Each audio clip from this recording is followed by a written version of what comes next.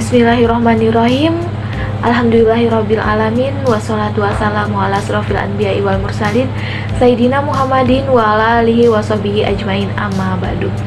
Dengan menyebut nama Allah yang maha pengasih lagi maha penyayang, segala puji bagi Allah Tuhan semesta alam.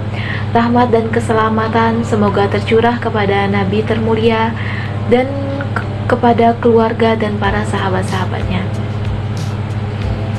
Yang saya hormati Bapak Fatahillah, Magister Pendidikan selaku dosen pengampu mata kuliah Kewarganegaraan di Universitas Muhammadiyah Pringsewu, Lampung, dan teman-teman yang insya Allah membanggakan dalam yang sedang menonton video ini.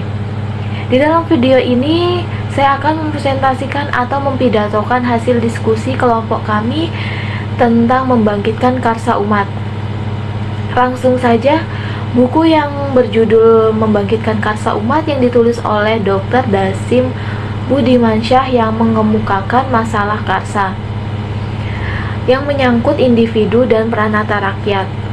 Namun, dari karya Dr. Dasim sejauh ini, karsa hanya berkaitan dengan individu dan tidak merupakan bagian dari peranata rakyat. Ini tak lain bahwa peranata rakyat perlu diberi sifat instrumental, sehingga peranata yang sangat penting seperti gotong royong dan peduli terhadap orang lain bisa memiliki sifat ekspresif dan instrumental. Apa sih ekspresif? Ekspresif yaitu seseorang yang bisa memberikan atau mengungkapkan gambaran, gagasan, maksud dan perasaan tertentu di dalam dirinya, tidak disimpan sendiri. Lalu instrumental yaitu yang masih mengharapkan pertolongan orang lain, padahal itu bisa dilakukan sendiri. Kelemahan di seputar industri rakyat dengan cara pendekatan utamanya berupa pendekatan mental, bukan material. Material penting, cuma yang pertama itu mental.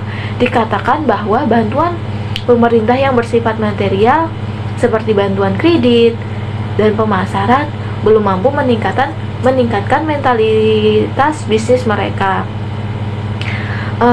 Teman-teman yang berbahagia, ada juga isi dari buku yang saya baca tentang membangkitkan karsa umat, yaitu berisi yang pertama landasan faktual.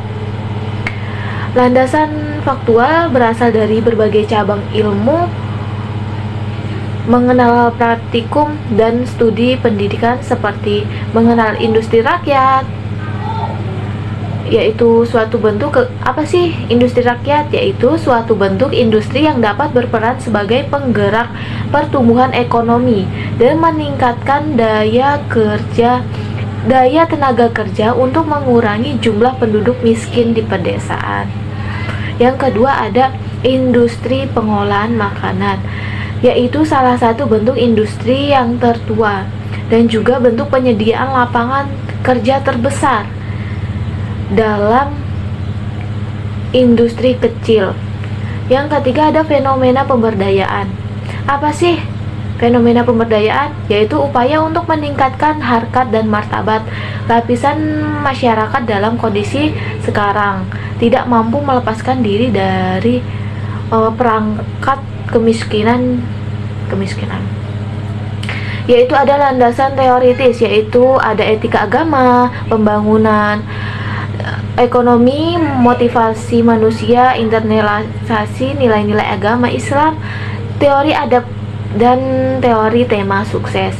Adapun faktor-faktor determinatif, yaitu ada peran adab karsa, peran adab bisnis, dan peran keterampilan, peran motivasi berprestasi, dan peran internalisasi nilai-nilai agama. Mengenal karsa umat.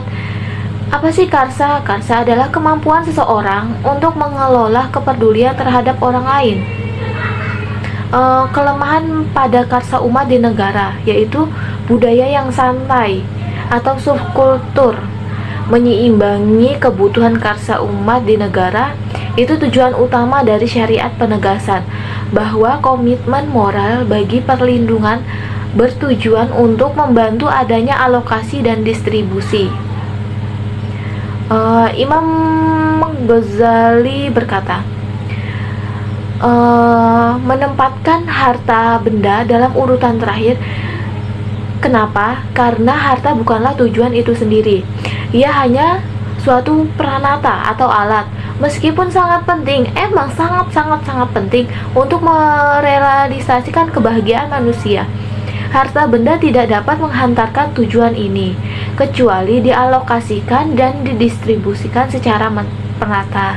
Nah, itu saja yang dapat saya sampaikan. Sekian dari saya banyak kekurangan atau salah kata, saya mohon maaf, dan kepada Allah saya mengucapkan astagfirullahalazim. Bila fisabilillah fastabiqul khairat. Wassalamualaikum warahmatullahi wabarakatuh.